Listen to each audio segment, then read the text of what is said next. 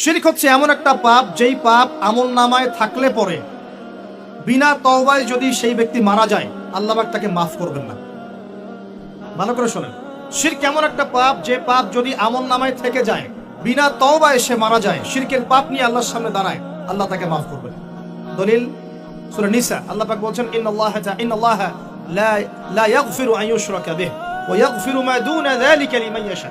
আল্লাহ পাক তার সাথে শিরকের গুনাহ মাফ করবেন না, এছাড়া যে কোনো গুনাহ যাকে ইচ্ছা মাফ করবেন। বুঝাচ্ছি, মনে করেন একজন ব্যক্তি জিনা করেছে, কথা নাউযুবিল্লাহ, একজন ব্যক্তি জিনা করেছে বা মিথ্যা কথা বলেছে বা ধরেন মদ খেয়েছে ইত্যাদি। এখন সে তওবা করলে তো মাফ পেতই, তওবা করলে মাফ হতো না? তওবা করলে মাফ তো পেতই। মনে করেন তওবা না করেই মারা গেছে, আল্লাহ পাক চাইলে কিয়ামতের মাঠে এই পাপও বিনা তওবাতেই মাফ করতে পারে। কথা বুঝতে পারছেন? বুঝতে পারছেন না? মনে করেন একজন ব্যক্তি মদ খেয়েছে, জিনা করেছে ইত্যাদি, সে তওবা করার ফুরসত পায় নাই, বিনা তওবায় মারা গেছে। আল্লাহ পাক চাইলে কিয়ামতের মাঠে তওবা না করা সত্ত্বেও আল্লাহ পাক তাকে মাফ করতে পারে। কিন্তু একজন ব্যক্তি শিরকের পাপ করেছে, তওবা না করে মারা গেছে, আল্লাহ পাক কিয়ামতের মাঠে শিরকের পাপ মাফ করবেন। আমি কি বুঝতে পারছি? অন্য পাপের কারণে আল্লাহ রাব্বুল আলামিন শাস্তি দিয়ে হোক, কোনো একটা ভাবে হোক, নবীর সুপারিশের মাধ্যমে হোক, তাকে জাহান্নামে গেলেও সেখান থেকে বের করে জান্নাতে দিবেন ইনশাআল্লাহ। কিন্তু শিরকের পাপ যার আমলনামায় থাকবে, তার উপর জান্নাতকে হারাম করে দেওয়া হয়েছে। বলেন নাউযুবিল্লাহ।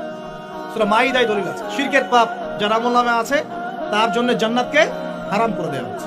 শিরক মানে অংশীদার সাব্যস্ত করা, আল্লাহ পাকের সাথে কাউকে সমকক্ষ করা।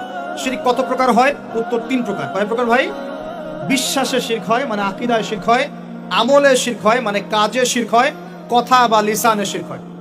মনে থাকবে? 1 নাম্বার কিসে শিরক হয়? বলেন আমার সাথে। বিশ্বাসে শিরক হয়, আকীদায় শিরক হয়; 2 নাম্বার আমলে শিরক হয়, কাজে শিরক হয়; 3 নাম্বার কথায় শিরক হয়। কয়েকটা এক্সাম্পল দিয়ে বুঝতে পারবেন। একজন ব্যক্তি মনে করেন বিশ্বাস করে যে আল্লাহ বলতে কেউ নাই, কি হবে এটা? বলেন শিরক। একজন ব্যক্তি মনে করেন বিশ্বাস করে যে আল্লাহ আছে, আরো ইলাহ আছে, তাহলে কি হবে? কেউ যদি বিশ্বাস করে আল্লাহর সন্তান আছে, কি হবে? কেউ যদি বিশ্বাস করে মহাবিশ্ব আল্লাহ সৃষ্টি করে নাই, বিগ ব্যাং থেকে সৃষ্টি হয়েছে, কি হবে? কেউ যদি বিশ্বাস করে আল্লাহ মানুষকে সৃষ্টি করে নাই, মানুষ বানর থেকে হয়েছে, কি হবে? আচ্ছা, বিশ্বাসগত সে। কেউ যদি মনে করে আল্লাহ ছাড়া অমুকে আমার সন্তান দিতে পারে, কি হবে? কেউ যদি বিশ্বাস করে যে আল্লাহকে পাওয়ার জন্য আমাকে মাধ্যম ওসিলা পূজা করতে হবে, তাহলে কি হবে? কেউ যদি চন্দ্র, সূর্য, গ্রহ, নক্ষত্র, গাছপালা, মূর্তি এসবে পূজা করে, কি হবে? এগুলো বিশ্বাসগত শিরক। কেমন শিরক ভাই? বিশ্বাসগত শিরক। 2 নাম্বার আসেন আমলগত, কাজগত শিরক। কেমন? মনে করেন সেজদা করতে হয় কার জন্য? কেউ যদি এখন কবরে গিয়ে সেজদা করে, কি হবে? আল্লাহর জন্য সেজদা করতে হয় না কবরে সেজদা করতে হয়? সেজদা কার জন্য? আচ্ছা, তাহলে শিরক হবে। কুরবানি কার জন্য করতে হয়? কেউ যদি এখন মনে করেন জিনকে সন্তুষ্ট করার জন্য কুরবানি করে দেয়, কি হবে? এখনকার যুগে কিন্তু বহু মানুষ জিনের উপাসনা করে, এখনকার যুগে বহু মানুষ জিনের উপাসনা করে। আর জিন বলে একটা জাতি আছে, আমাদের সাথে চলাফেরা করে, আমরা দেখতে পারি না। আমরা কি সব দেখতে পারি? আমরা কি সব জানি? আমরা তো আমাদের আত্মাকেই দেখতে পারি না। এত ঘুমাই গেছেন, আত্মা চলে গেছে, দেখতে পারছেন?